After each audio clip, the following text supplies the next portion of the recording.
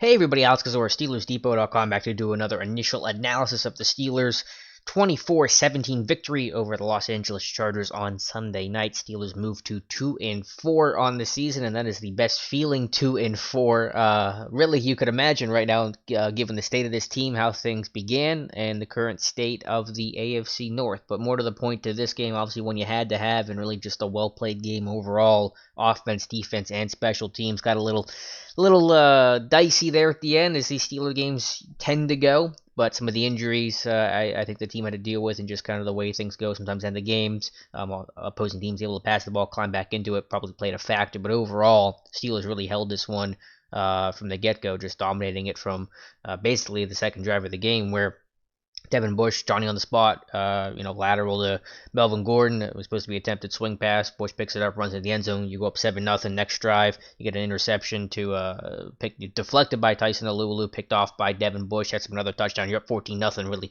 quickly in that game, and you really couldn't, write a better script to how that thing needed to start, to go up early, to control the clock, control the tempo. And I just thought overall, again, aside from those final 6 or 7 minutes of the football game, the Steelers just controlled this one. Offensively, strung together long drives. Two of the longest drives of the season came on Sunday night. You got the ground game going. You got to give a lot of credit to the offensive line for the job they did, the push they got up front, and then the job guys like James Conner and Benny Snell did to get Yak, to find the hole, to run hard, run downhill, and just be physical guys and play to their style. I thought Conner had one of his best games in a long time tonight, and Snell was super impressive. Really his first time working with a lot of snaps as a number two back with Jalen Samuels out. So just overall tone setters for this game is how I would describe this one. The defense setting the tone early, the offensive line setting the tone early, James Conner, Benny Snell setting the tone early in this one. And when you have splash plays defensively and you're winning up front with both your pass rush and your offensive line, you're going to win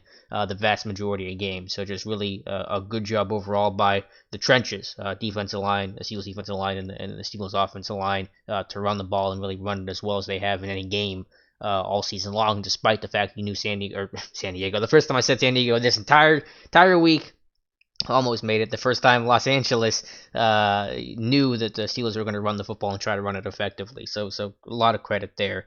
Third down offense was huge. This third down offense the Steelers have had has been abysmal. I think 29th in football, 28% through the first 5 weeks. They were 8 of 13. At one point they were 8-11. Sunday night. So that was huge. You converted in the red zone. You did a good job there. You got yourself in manageable situations, but this offense has been in manageable third downs all season long. They just simply converted. They executed, whether that was Hodges going through his progressions, finding someone, someone making a difficult catch, offensive line getting a push, James Conner breaking tackles.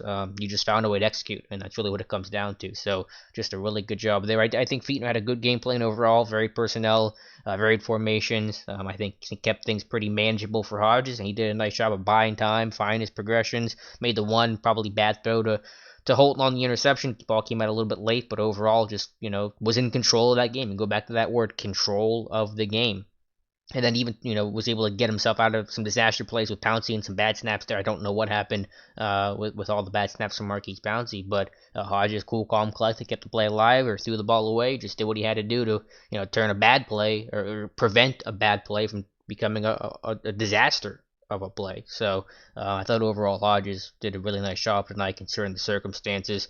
Before I forget, and Hodges mentioned this, and this is what is jogging my memory here, Steelers Nation just showed up. I mean, it was a home game tonight. It was from people in attendance out in LA. I think said it was about 70-30, 80-20 in favor of Steelers Nation. So Hodges said that the offense did not have to go with a silent count at all night long, and I think the Chargers had to at some point. So that really helps too, just the energy and the tone settingness when you get that score early. The offense is there, the crowd is now in your favor. That's a really cool environment. It's very rare, and you don't really get that on any road game. Even for Steelers road games, you're usually still going to be obviously the home team with the majority fans. So to do that is, given the Chargers situation, really says a lot and really helps out tonight. So defensively, again, great pass rush.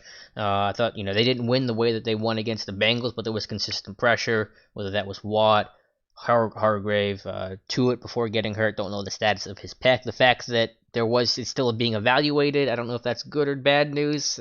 Maybe a little ray of optimism there that it's not immediate test results in on that. If it was that bad and that obvious of a severe injury, you might have known by now. I know too it was back on the sideline and looked okay, but looks can be deceiving. But overall, Tyson Alulu, best game as a Steeler by far, maybe his best games ever. I'm not entirely sure what he did early in his Jacksonville career. He didn't really have the career he was expected to have as a 10th overall pick of Jacksonville about a decade ago, but a really strong game for him tonight. Dupree did well. He runs the ball hard.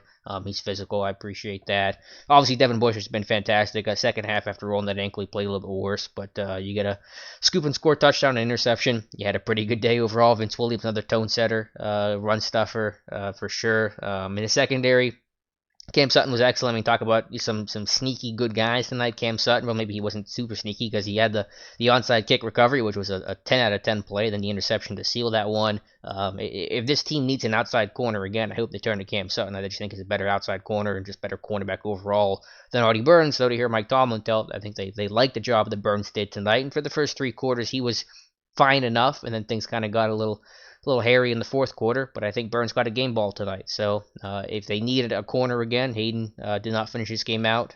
Steven Nelson obviously did not play. You would hope and think both guys will be back after the bye week. A much needed bye week with all the injuries this team's racking up right now. But if they need an outside corner, I prefer Sutton. Don't be shocked if they go back to Artie Burns, considering how Tomlin seemed to praise and be impressed by the performance he put in tonight. But it waned at the end, but they were so hit by depth and injury. You got Ken Kelly, Artie Burns out there. It was a tough spot, so hopefully you get back healthy with Nelson and Hayden, and maybe at some point later in the season, Sean Davis. I guess he got hurt in week 2. So he's obviously going to be out for 8 weeks. So potential in another month or so he could come back. That would be huge for the Steelers defense, even just sub-package defense, because Cam Kelly's a pretty big liability out there in dime. They just haven't used a whole lot of dime defense either. A lot of miscommunication coming out of the dime packages because they haven't run a lot out of it. So some of the inversions they try to do, it can work, and I get the principle behind it, trying to disguise coverages, bait quarterbacks, but you got to communicate and know what you're doing yourself. Otherwise, it's going to end in disaster. Had problems against Baltimore.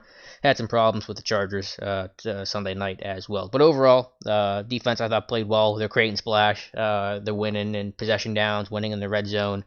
That's how you play winning football in today's NFL. The offenses are going to move the football. They're going to get some points. They're going to be able to get a couple chunk plays. I mean, yeah, there's frustrations about the plays given up middle of the field that you just can't have. I mean, I get that, and you want to go back there and try to fix it, but just looking big picture, some offenses are going to be able to produce to some degree. But if you can create big plays, take a possession away, get a red zone stop, win on third down, I mean, that's how you do it in today's NFL. I thought the Steelers overall, really for the majority of the season, but also Sunday night against the Chargers, did a great job of that. Finally, special teams. Jordan Berry, again, talk about guys with probably their best performance ever in black and gold. He's got to be up there. First punt was a 59-yarder. Second one pinned him inside the 10. The third, or the final one at least, I don't know if that was the third one or not. Either way, beautifully, get the point out quickly because they're going to come after and block it. Down it to the 1 yard line. Holton did a nice job there. Barry was awesome tonight. Boswell continues to be perfect. Those hidden plays for sure that Barry had. He's been excellent overall this season. The net isn't great, but that's not really his fault. Some of the coverage has been a bit of an issue. But I thought coverage tonight was good too. Didn't have to really do kick returns, but Tyler Medikevich, a beast on special teams, had at least, I think, 2 tackles. I mean, definitely 1, but I'm pretty sure he had at least 2. Potentially a third as well, but overall, just offense, defense, special teams, just a 3-phase game, pretty clean overall. I don't know exactly the number of penalties, a couple more in the second half, but I think they had 1 in the first half, so didn't beat themselves, controlled the clock, controlled possession, played more physical, and just kind of was able to wear the Chargers down for most of this game. So, still a long ways to go. Still get a bye week. Again, much needed. A chance to reset. Hope Baltimore loses. I think they play next week. I'll have to look at the schedule. But, AFC North is still open, and this team hasn't quit for being on its 4th quarterback, and a lot of teams could lay down here, but the way the season's looking, this team hasn't. They're going to keep fighting, and you definitely appreciate that. That starts up top with coaching, leadership internally, whether that's a guy like Cam Haywood, Ramon Foster, or Vince Williams, or someone like that, and just believing in each other and fighting for each other, and that's the mark of a team that is not guaranteed success. But if you don't play together in moments like this, you're almost guaranteed failure. So you see what happens. Mason Rudolph should be able to come back after the bye week. Yes, Rudolph is going to start. I know I got some questions. Is it going to be Hodges? I know Tomlin punted on the question, but I wouldn't expect them to answer it right now. Anyway, it's going to be Rudolph. I'm just being honest with you right now, Mason Rudolph will start when the team comes back from the bye week. That's how it's going to be. But Hodges, heck of a game tonight. Kudos to him. Well deserved and well earned for a guy that about 5 months ago, May 12th, he was officially signed to the Steelers' 90-man roster. And on October 13th, he wins his first game and his first start as an NFL quarterback. Really special story. One that I don't think Steeler fans will forget anytime soon. All right, let me know your thoughts in the comments below, whether you are listening on YouTube, follow me on Twitter at Alex_Kozora, or following the site, SteelersDepot.com. Thank you guys so much for listening, and we'll talk to you soon.